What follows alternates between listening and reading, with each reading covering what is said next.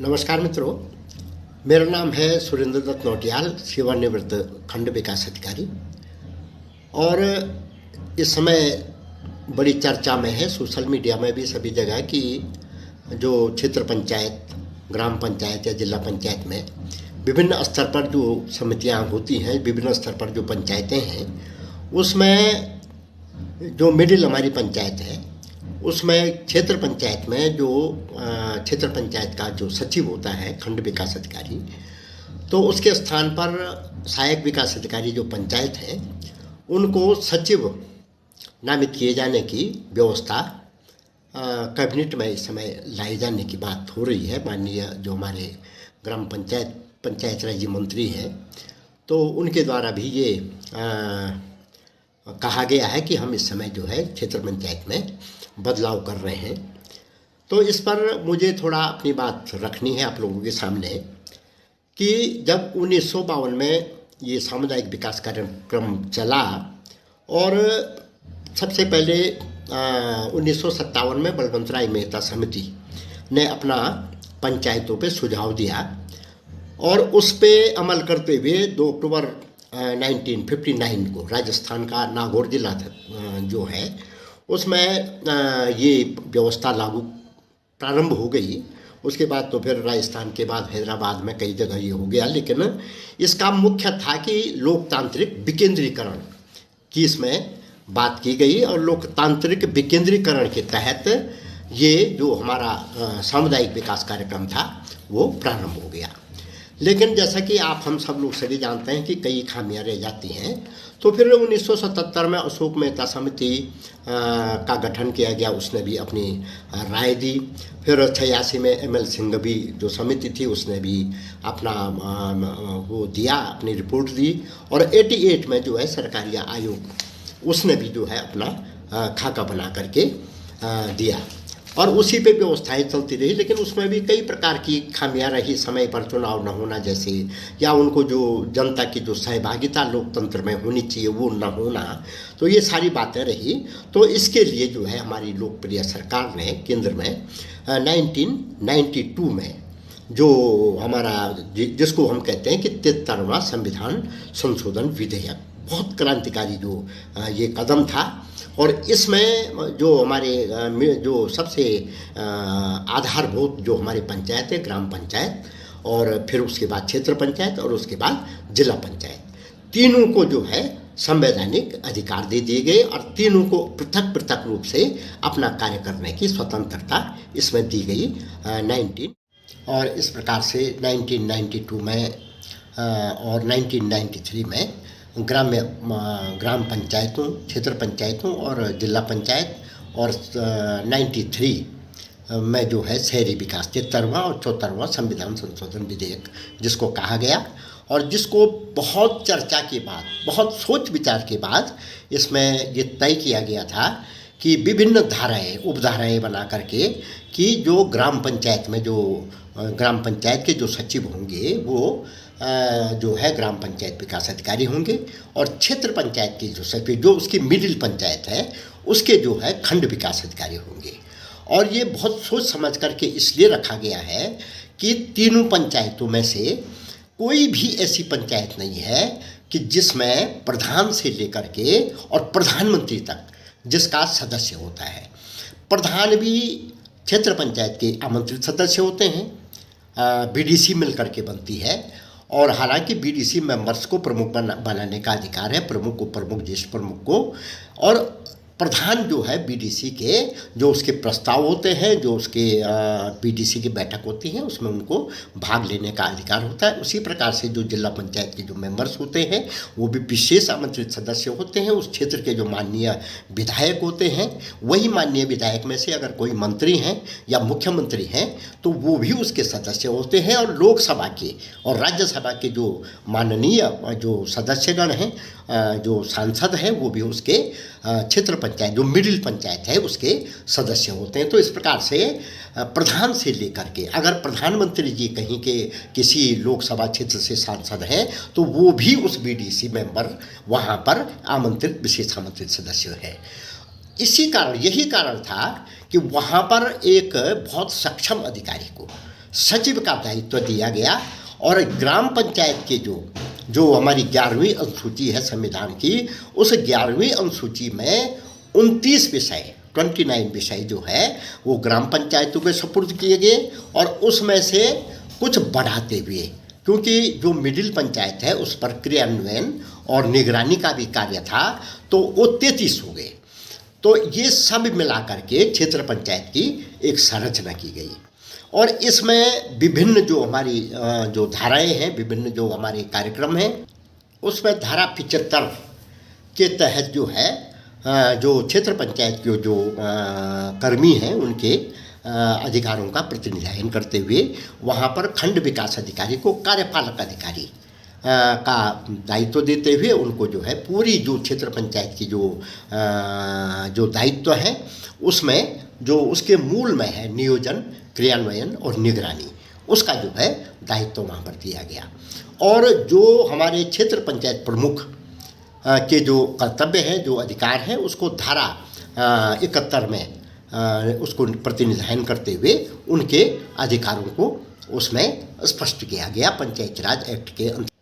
और इसी प्रकार से धारा 74 और 145 के तहत जो है क्षेत्र पंचायत की जो विभिन्न समितियां होती हैं, जिसमें नियोजन विकास समिति, स्वास्थ्य, शिक्षा, निर्माण कार्य, प्रशासनिक, जल प्रबंधन समिति, जो हमारी समितियां हैं, तो उसको भी उसके अंतर्गत रखते हुए उसी प्रकार से जैसे ग्राम पंचायतों की समितियों में, ग्राम पंचायत के 29 विषयों में, और जो हमारे जिला पंचायत की जो समितियां हैं, जिला पंचायत के जो विषय हैं, उसमें संविधान के अनुसार जो है उनको अधिकार प्रदत्त किए गए।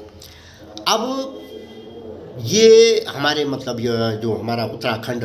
पंचायती राज अधिनियम है उसके अंतर्गत वर्तमान में हमने जो सोशल मीडिया के माध्यम से या अन्य विभिन्न माध्यमों से हमें ये जानकारी मिल रही है कि भाई जो विकास खंड में कार्य करने वाले जो रेडियो पंचायत हैं हमारे, जिनको बहुत पहले पंचायत इंस्पेक्टर के रूप में भी उनको जाना जाता था, और अभी भी आज की तिथि पर भी जो ग्राम पंचायत में जो जितना भी बजट आता है या जितना भी जो कार्य होते हैं उनके पर्यवेक्षण का दायित्व रेडियो पंचायत सहायक विकास अधिकारी पंचायत के पास है। और उनको माह में कम से कम 15 दिन जो है पंचायतों में जा कर के उन कार्यों का निरीक्षण और पंचायत के लिए जो वित्त आयोग से जो धनराशि मिलती है या विभिन्न माध्यमों से जो धनराशि पंचायतों में आती है उसका निरीक्षण, पर्यवेक्षण और सत्यापन उनको करना पड़ता है। अब इसमें इसके पीछे एक तर्क दिया गया है कि खंड विकास अधिकारी के पास जो है वर्तमान में विकास खंड में दायित्व अधिक है और उसके पास कार्य ज़्यादा होने की वजह से जो धनराशि पंचायतों से या अन्य विभिन्न स्रोतों से विकास खंड में आती है तो उसका समय पर उपयोग और उपभोग नहीं हो पा रहा है। तो मेरा कहना ये है कि खंड विकास अधिकारी के पास विकास खंड के अंतर्गत 2 सहायक खंड विकास अधिकारी हैं और विकास खंड में रहने वाले जितने भी कर्मी हैं वो सब खंड विकास अधिकारी के नियंत्रण में रहते हैं, चाहे रेडियो पंचायत हो, चाहे आपका रेडियो समाज कल्याण हो, चाहे आपकी रेडियो कोऑपरेटिव हो, युवा कल्याण अधिकारी हो, अकाउंटेंट हो, एक पूरा सेटअप वहाँ पर है। और खंड विकास अधिकारी वहाँ पर यदि उनके पास कार्य की अधिकता होती भी है तो वहाँ पर उनके पास इतना सारा स्टाफ होता है कि वो बहुत आसानी से, बड़ी सुगमता से, उनके पास नरेगा का बहुत अच्छा स्टाफ होता है, क्योंकि मनरेगा में जो उप कार्यक्रम अधिकारी होते हैं वो भी काफ़ी मतलब उनका जो MBA वो होते हैं और उनके पास जो है मतलब वहाँ पर खंड विकास अधिकारी अपने किसी भी दायित्व का वहाँ पर पूरी तरह से निर्वहन करने में पूर्णतया सक्षम है। ये मैंने भी अपने खंड विकास अधिकारी के कार्यकाल में और सभी जिन पदों पर हम लोग रहे हैं उसमें हमने देखा है और महसूस किया है। दूसरा, जितनी भी जिला स्तरीय बैठकें होती हैं उसमें खंड विकास अधिकारी अनिवार्य रूप से भाग लेते हैं और जो विकास खंड में जितनी भी क्षेत्र पंचायत से संबंधित कार्य होते हैं विभिन्न विभागों के, क्योंकि क्षेत्र पंचायत की जो बैठक होती है, उस क्षेत्र पंचायत की बैठक में सभी जिला स्तर के विभाग वहाँ पर आते हैं और सभी विभाग जिनके जो प्रस्ताव होते हैं हमारे माननीय सदस्यों के द्वारा उठाए गए, हमारे माननीय क्षेत्र पंचायत बीडीसी के जो मेंबर्स हैं, ग्राम प्रधान हैं, जिला पंचायत के मेंबर हैं, उनको अनुमेलित करते हुए, उनको जो है उनको पूरा उसमें बनाते हुए, जिसको हम बीपीडीपी, जो ग्राम पंचायत से जीपीडीपी आती है, तो वो बीपीडीपी में उसको रखते हुए और उन विभागों के साथ कोऑर्डिनेट करते हुए उसको जो है डीपीडीपी के लिए, डिस्ट्रिक्ट पंचायत जो होती है, उसको जो है वो प्रेषित करते हैं। तो ये एक बहुत महत्वपूर्ण कार्य होता है। और इसमें अब एक ही नहीं, हम कह रहे हैं कि भाई जो है पंचायत के बजट का जो है समुचित उपयोग न होने से क्षेत्र पंचायत का सचिव जो है तो हमें कोई दिक्कत, मुझे व्यक्तिगत रूप से, मैं तो सेवानिवृत्त हुए 6 या 7 वर्ष हो गए, लेकिन एक व्यवस्था होती है। और एक व्यवस्था में एक बार क्या हुआ कल्याण सिंह जी की सरकार में कि उन्होंने जो है ग्राम विकास अधिकारी, ग्राम पंचायत अधिकारी, गन्ना रोजगार सेवक और गन्ना सेवक और ये आपके हेल्थ विजिटर जो होते हैं, सबको मिला जुला करके और सबको गाँव में 1-1, 2-2 ग्राम पंचायत बांट दी और उनको कहा कि आप ग्राम पंचायत में जा कर के काम करेंगे। अब काम नहीं हो गया। अगर आप जो है एक आदमी को जो कि उसका मैकेनिक है, माना बिजली का टेक्नीशियन है, उसको कहेंगे प्लम्बर का काम भी तुझे ही करना है, उसको कहेंगे टेलर मास्टर का काम भी तुझे करना है, उसको कहेंगे कि जैसे जेई है तो जेई अलग अलग विभागों के जेई है, सिंचाई विभाग का है, आरईएस का है, आपका पीएमजीएसवाई का है, आपका हाईवे का जेई है। अब उसको कहेंगे एक जेई रहेगा, एक क्षेत्र विशेष में वही काम करेगा। तो उसमें जो है दिक्कतें आ जाती हैं, क्योंकि हर व्यक्ति किसी न किसी चीज़ का स्पेशलिस्ट होता है, इसीलिए विभाग बनाए गए हैं। और खंड विकास अधिकारी पीसीएस संवर्ग का आप लोगों ने देखा होगा कि भाई जब पीसीएस का जो एग्ज़ाम होता है उसमें अगर कोई भी जो लड़का होता है वो चयन करता है तो एसडीएम, डीएसपी और उसके बाद जो है चाहे इनकम टैक्स में हो वीडियो का भी वो अपना जो वो होता है वो पहले आगे के नंबर पे रखता है। तो ये बहुत महत्वपूर्ण पद होता है और उसको सभी विभागों की जानकारी होती है। और क्षेत्र पंचायत में सभी विभागों के लोग आते हैं, क्षेत्र पंचायत में सभी प्रकार की समस्याएं होती हैं। तो आप इस प्रकार से इसको बहुत संकीर्णता से न लेते हुए, इसको बहुत व्यापक दृष्टिकोण से लेते हुए, इसमें खंड विकास अधिकारी का भी क्या है, वो भी कहेगा कि जैसे अन्य विभाग के जिला स्तरीय अधिकारी आते हैं हम भी आ जाएंगे, लेकिन नहीं, एक दायित्व की बात होती है। और इससे मैं सबसे बड़ी जो बात समझ रहा हूँ, सबसे बड़ा जो ह्रास है वो प्रमुख पद का होने वाला है, ब्लॉक प्रमुख। भाई आप लोग समझिए कि माना कोई हमारे मिनिस्टर, माननीय मंत्री लोग हैं और उनका सचिव अगर मजबूत होता है, सचिव जो है, सचिव कहीं कोई बहुत बड़ी, उन्होंने कहा कि हमको आईएएस सचिव होते हैं, अगर उन्होंने कहा हिसाब जो है इसका माननीय मंत्री जी का सचिव नीचे लेवल के किसी अधिकारी को बनाएंगे तो वो जो है उतने मजबूती से काम नहीं कर पाएगा। तो खंड विकास अधिकारी क्योंकि एक बहुत सक्षम अधिकारी होता है, क्लास 2 अधिकारी होता है और उसके नीचे के जितने भी सहायक विकास अधिकारी होते हैं वो उतने सक्षम नहीं होते हैं। मैं स्पष्ट रूप से मेरा कहना है, तो आप क्षेत्र पंचायत को, मेरी दृष्टि में आप क्षेत्र पंचायत को इस नाते भी कमज़ोर कर रहे हैं। और जो वहाँ पर माननीय ब्लॉक प्रमुख है वो, क्योंकि वो जिस बात को कहेंगे, जिस बात को वो रखेंगे उच्च सदन में, तो उस बात का कहीं ना कहीं कोई प्रभाव रहेगा। मेरा कहना मात्र इतना ही है कि मेरा क्षेत्र पंचायत को जो है कमज़ोर करने की बजाय इसको और मजबूती दी जाए और किस प्रकार से ये और आगे बढ़ सकती है, इस पर विचार किया जाए, इस पर काम किया जाए। हमारे इस समय जो कैबिनेट में हैं बहुत ही विद्वान जो हमारे मंत्रीगण हैं और हमारे जो माननीय मुख्यमंत्री जी हैं, उनसे भी मेरा निवेदन रहेगा और माननीय प्रमुखगण जितने भी हमारे हैं और माननीय हमारे जो प्रबुद्ध प्रधानगण हैं, उनसे भी मेरा निवेदन रहेगा कि तीनों स्तरों की पंचायतें हमारी मजबूत हों। इस दिशा में हमको काम करना चाहिए और अनावश्यक हस्तक्षेप जिससे कि संवैधानिक संकट उत्पन्न हो और विभिन्न धाराओं में हमें परिवर्तन करना पड़े। जो हमारी समितियां बनी हुई हैं उसमें हमको कई धाराओं में परिवर्तन करना पड़ेगा। हमारे जो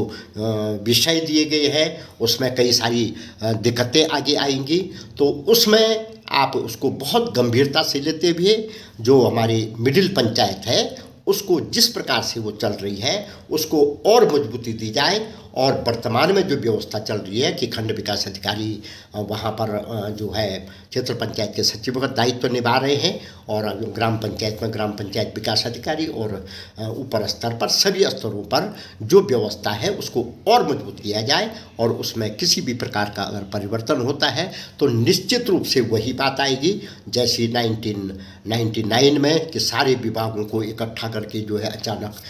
वो जो है ग्राम वो दे करके क्या बहुउद्देशीय कर्मी बना करके जो है ग्राम पंचायतों में भेज दिया गया, और बाद में ढाक के 3 पात नंगा भी दिखाया, तिमला भी खतेया, और फिर वही व्यवस्था लागू करनी पड़ी। तो इस प्रकार का कोई ऐसा काम ना हो, मेरा माननीय पंचायत राज मंत्री मदन कौशिक जी से भी निवेदन है, और समस्त खंड विकास अधिकारी, समस्त जिला विकास अधिकारी जो पीडीएस कैडर से है, लगातार जो है आप इस बात को उनसे मिलिए, माननीय मुख्यमंत्री जी से मिलिए, माननीय मतलब और सभी लोग मिल करके एक बड़ा व्यापक दृष्टिकोण लेते हुए, क्योंकि पंचायत में भी मेरे सारे मित्र हैं, वीडियो पंचायत साहिबान कल देख रहा था कुछ टिप्पणी, तो ऐसी अलगाव वाली बात हम न करें जिससे हमारी पंचायतें मजबूत हों, जिससे हमारा उत्तराखंड आगे बढ़े, जिससे हम सब लोग मिलजुल करके आगे बढ़ें, चाहे वो किसी भी विभाग में हो, तो वो हम काम करें। इन्हीं शब्दों के साथ जय भारत, जय उत्तराखंड, नमस्कार।